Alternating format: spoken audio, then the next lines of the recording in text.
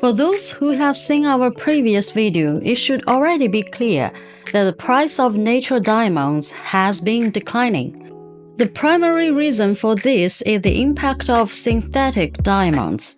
Today, we will take an in-depth look at this issue from within the diamond industry. As Valentine's Day approaches, with many people about to step in marriage, will they still consider gifting diamond-studded presents to express their love? Since the 1940s, the Diamond is Forever slogan, created by De Beers, a diamond company dominating the global market, has deeply embedded itself in people's hearts. But now, with the emergence of synthetic diamonds, can this phrase continue to resonate? Today, the global diamond industry is facing an unprecedented crisis. The demand for diamonds and the price of polished diamonds began a sharp decline at the end of 2024, and this crisis has been deepened in 2023 and 2024. The crisis arises from several sources. The unprecedented competition from synthetic diamonds, deep structural flaws within the industry, and the massive losses within the entire supply chain, especially the collective collapse of diamond manufacturers who are unable to adapt to the changes of the times. Let's break down these challenges one by one. By the end of this discussion, you will likely draw your own conclusions about the future of diamonds. The market disruption caused by synthetic diamonds to natural diamonds is evident. The cost and price of synthetic diamonds are much lower than those of natural diamonds, and their production volume is higher, allowing for mass production in just a few weeks. Industry insiders have stated that 2 years ago, synthetic diamonds were 40% cheaper than natural diamonds. By 2023, they were 70 to 80% cheaper, and some even dropped by up to 99%. At the same time, synthetic diamond sellers have launched aggressive marketing campaigns, labeling natural diamonds as blood diamonds that harm the environment. Through low prices, aggressive marketing, and improving quality, synthetic diamonds have quickly expanded their market share, and today they account for 50% of the wedding ring market in the United States, the largest diamond market in the world. The shift in consumer preferences has led to a sharp decline in the demand for natural diamonds, which has resulted in inventory pileups. This chain reaction, in turn, has placed pressure on prices. Since 2020, the price of natural diamonds in stores has dropped by about 26%. By 2024, the price of a mid-range 1-carat natural diamond is around $4,000 to $5,000. And by early 2025, it has fallen to just over $3,000, with this downward trend continuing. The drop in price has naturally weakened people's perception of diamonds as a store of value. The changes in consumer preferences for diamonds are largely influenced by subtle shifts in the market.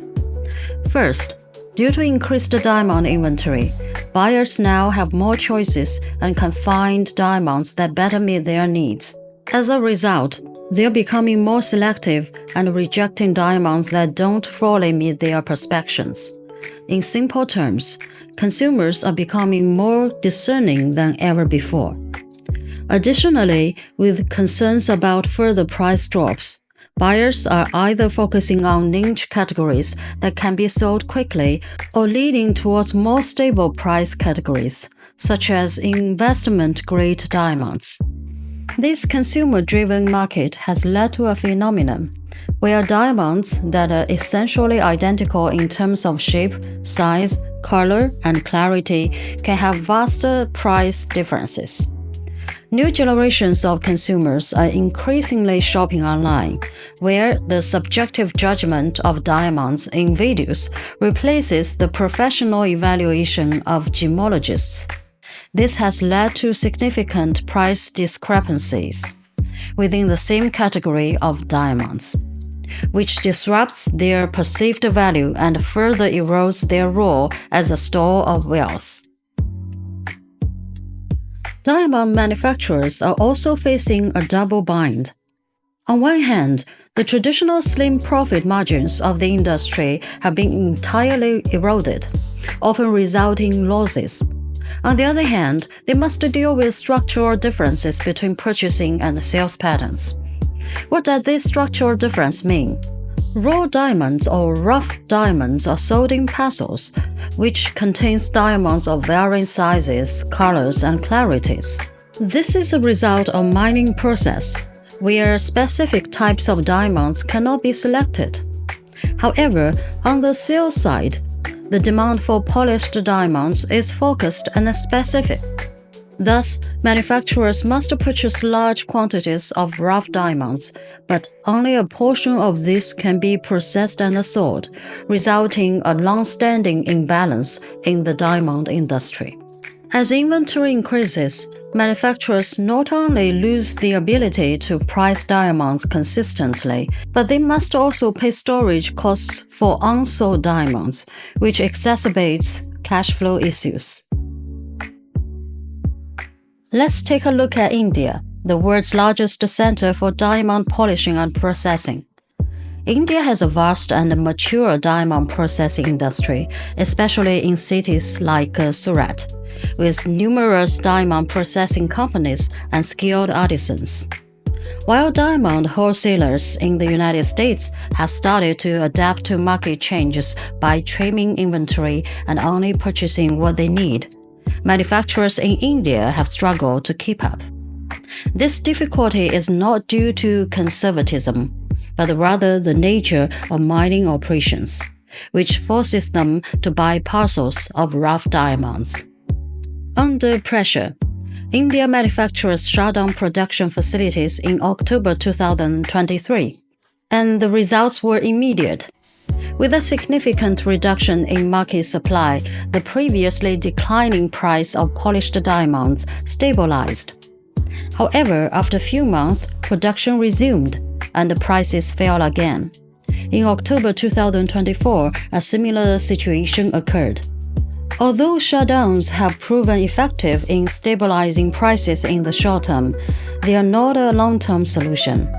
For Indian manufacturers, the need to retain skilled workers, cover fixed equipment costs, and fulfill rough diamond purchasing obligations with mining companies forces them to restart production, even in a saturated market.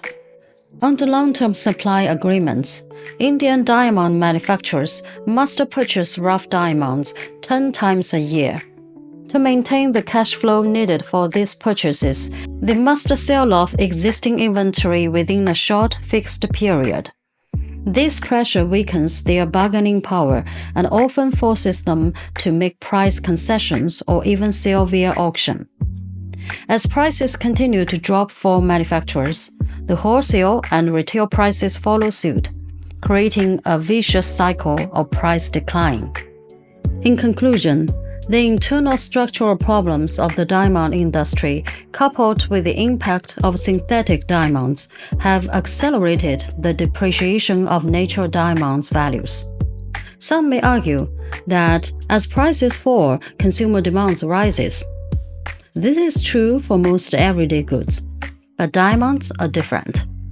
Anyone who has purchased an engagement ring knows that it is not a regular product. It is a one-time purchase to celebrate a significant life event, and both the price tag and the ring itself are important.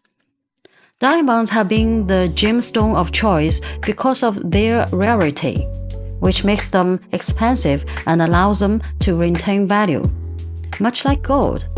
However, laboratory-grown diamonds have disrupted this balance.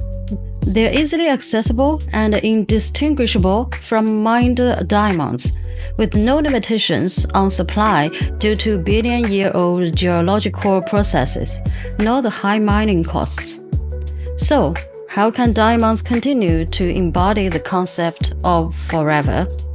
Perhaps in the future, diamonds will not be forever.